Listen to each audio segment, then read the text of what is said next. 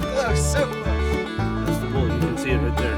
What's going on, everybody? We're back here today to test the West, and this time we're gonna try to figure out whether or not these things, horse troughs, actually stop a bullet from going through. So we made a historically accurate horse trough. We have filled it with water. It is leaking, but it is currently filled with water.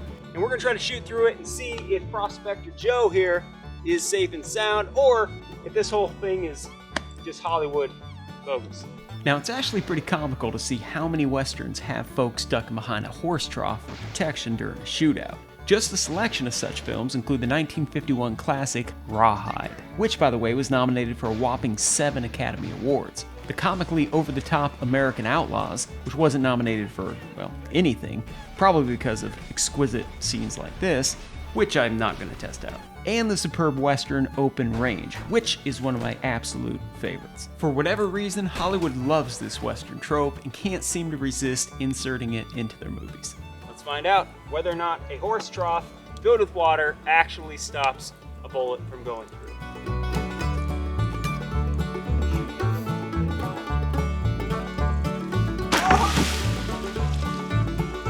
Well,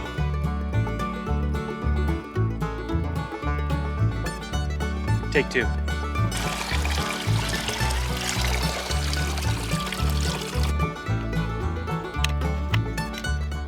So I'm going to shoot slightly left and a little high because I don't want to make all the water run out if I do make contact with it the way I think. This way we could try it with a couple different guns.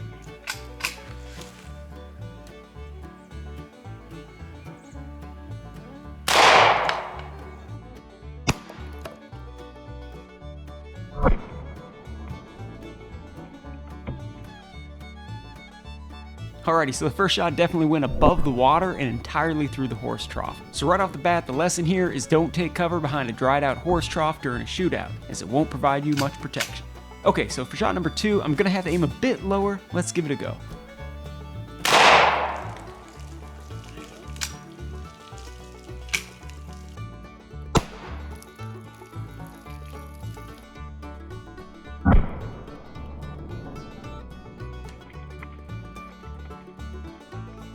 This is the first hole, entry hole.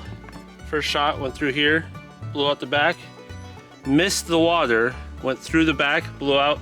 Second one hit the water. This is the entry hole, blew out the back side of this, through the water, when actually deflected down a little bit in the water and got caught right there.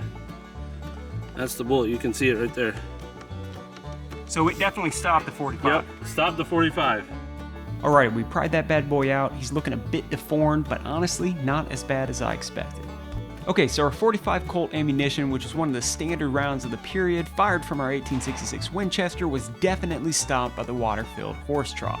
But before we can put this matter to rest, we wanted to see if we could punch through it with one of the most powerful guns of the period. The rifle we chose was the same gun made famous by buffalo hunters on the Great Plains. The gun that Billy Dixon used at the Second Battle of Adobe Walls to kill a native warrior from over 1,500 yards away. And, perhaps most recognizable, the gun that co-stars with Tom Selleck in the fantastic Australian-based western Quigley Down Under. If you haven't seen it, you're missing out. All right, what we got here is an 1874 Sharps buffalo rifle. This particular rifle was made by Peterselli and Sons in Italy. It has a customized maple finish to it. Really beautiful gun. This was designed by a guy named Suderberg. He's the guy who was famous for it. He came over and worked for a company called the Derringer Company in 1850. And then this one came into reality about 1874. It's called the Old West model. It's a 4570 cartridge, which is about the size of your hand. So we'll see what damage this can do.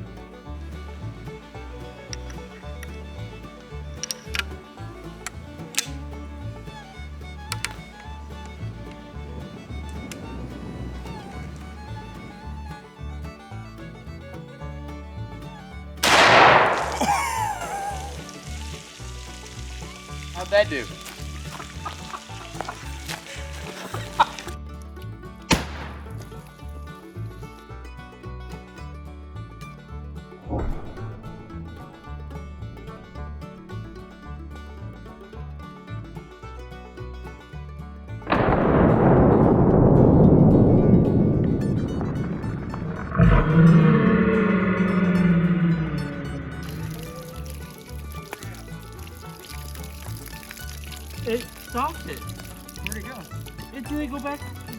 through the back. Had to have gone right. No.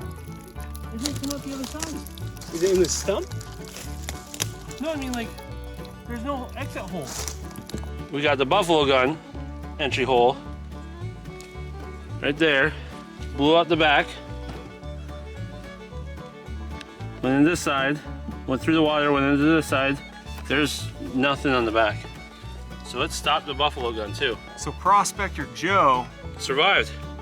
he was actually saved by the Water. water trough. Incredible. That's a surprising one. You live to fight another day, Prospector Joe. The bullet from the Sharps rifle penetrated so deep that we couldn't even see it. So just to confirm that it was still lodged in the back wall, we decided to disassemble the horse trough and dig that bad boy out of there. We found it just shy of penetrating completely through, deformed and fragmented into several pieces. Alrighty folks, some final thoughts and notes I wanted to add here. In reflection, our tests appear to indicate that this is one of those times where Hollywood gets it right. Indeed, a water-filled horse trough actually stops bullets, but not indefinitely. Once the water drains out, rounds will fly right through. So, if you do take refuge behind a horse trough, you'll need to relocate to another one shortly thereafter. The experiment also motivated me to dig through the primary source archives to see if I could find any instances where a horse trough provided protection during a gunfight. The first story I came across was of a policeman in New York who tried, unsuccessfully, to shoot a rabid dog, and instead struck a horse trough. While I'd love to know whether the trough actually stopped the bullet from hitting the dog, the article sadly doesn't specify. An 1878 article from the Juniata Sentinel and Republican newspaper tells of a man who was ambushed at a rural horse trough, though there's no details suggesting that he tried to take cover behind it before he was shot and killed. Apparently, horse troughs were dangerous for other reasons as well. An article in Washington's Colfax Gazette tells of a man named Alexander Snyder who was so drunk that he fell into a horse trough and drowned. An 1890 article in the Roanoke Daily Times details how a, quote, fighter and worthless character named Charles Freeman drowned another man by, quote, holding the man's head in a trough of water until he was dead. A Nevada newspaper called the Weekly Elko Independent details how a wife and daughter were both found dead in a horse trough in 1878. I even came across an instance in a San Francisco newspaper where a man named Joseph McLaughlin was killed when he fell out of a second-story hotel window and cracked his skull in the corner of a horse trough. Children tragically drowned in them, crazy folks poisoned them, and lightning killed horses that were drinking from them. Suffice it to say, there's seemingly no shortage of deaths connected with these wooden boxes. Yet, I couldn't find a single documented instance of a man ever taking cover behind one in a shootout. As such, I must conclude that while a water-filled horse trough does indeed stop bullets, it certainly wasn't as prevalent as Hollywood would have us believe.